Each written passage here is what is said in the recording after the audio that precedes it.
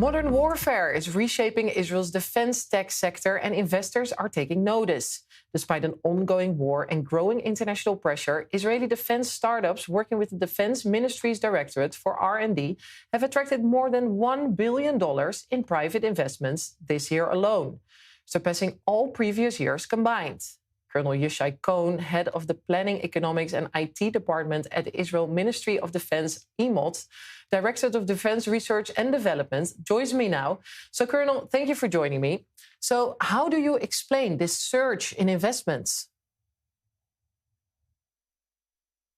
So that's correct. We have more than $1 billion of investments in startups. This is not including our large industries, our tier one, Rafael, II, and Elbit. Only looking at startups, we have more than $1 billion of investments, whether it's raising from funds, from VCs, or buyouts, M&As, etc. And I think there are two major explanations for this. One is the rise of defense tech worldwide. We see this happening in the US too, in Germany. This is a worldwide phenomenon, and Israel is part of it. And we've seen wars in several parts of the world, and obviously we've had our war here in the past 2 years. So the rise in defense expenditure explains a lot of what's going on in the world.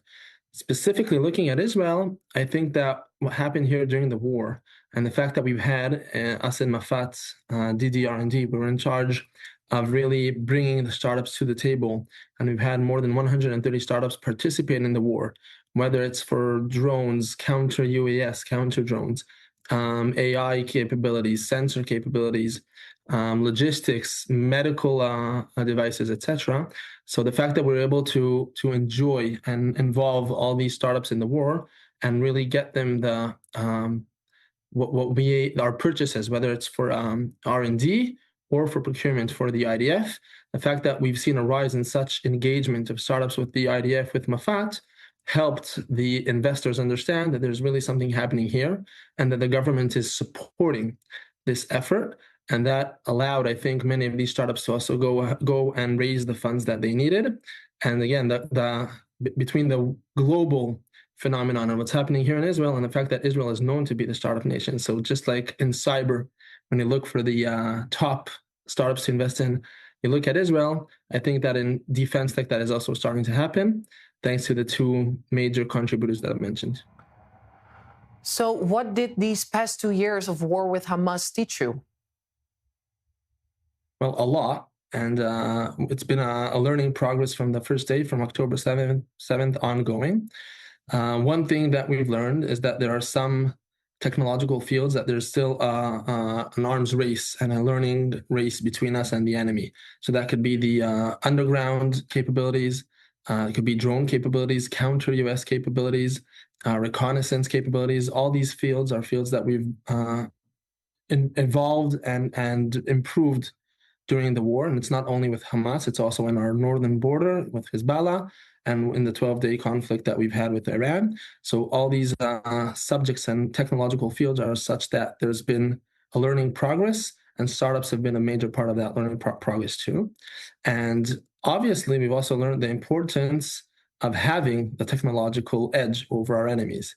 So looking at Hezbollah, for instance, the fact that we were able to very efficiently take out and eliminate many of their capabilities was thanks to, on the one hand, intelligence, on the other hand, technological capabilities. And even more so with Iran, during the 12-day war Operation Rising Lion, it was very evident the fact that although in some aspects they've had more weapons than what we've used, for instance, UAVs, that they've launched more than 1,000 of those towards Israel, compared to less UAVs that we've launched towards Iran, the fact that we were able to hunt their launchers, surface-to-air missiles, etc., freely in Iran, as if it was our backyard, Gaza, Lebanon, etc. Whereas the 1,000 UAVs that they've sent toward us really caused no damage here in Israel. That's leaning on our technological advantage that's been developed throughout the past several decades, and most importantly, throughout the past months and even weeks leading up to that operation in June. So that the need for having that technological edge and being one step in front of our enemies, I think that's been emphasized during those 2 years. So what is the newest technology being deployed in the defense tech scene right now in Israel? I think AI, autonomy, and robotics is definitely something that has changed already throughout the past 2 years, and is in the next few years is going to be a huge leap in those capabilities. Starting with AI capabilities to just analyze all the data coming in from intelligence sensors. It could be on a tank, mounted on the tank, the cameras, the SIG, all the other sensors that you have in a platform. It could be drones, it could be space satellites. So just taking all the richness of all this data and analyzing it using AI, that's definitely one leap forward. And robotics in specific are going to be obviously very much different in the upcoming years than what they've been. We've already seen some autonomous robotic capabilities in land warfare in Gaza. And looking forward, that's definitely something that will be a major change in the way that the ground forces operate. That, I think, is a really emerging new field.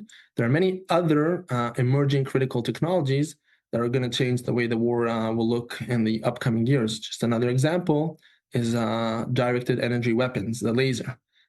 We've published the fact that during the war with Hezbollah, we deployed a laser system in our northern border that was able to intercept more than 30 Hezbollah drones.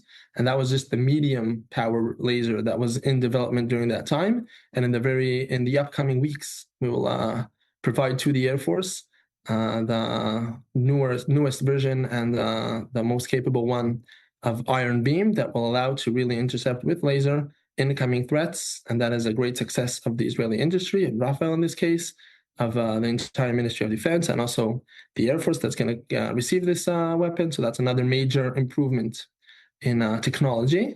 And there are many other fields. Some of them we prefer to keep as a surprise for our enemies for the upcoming years.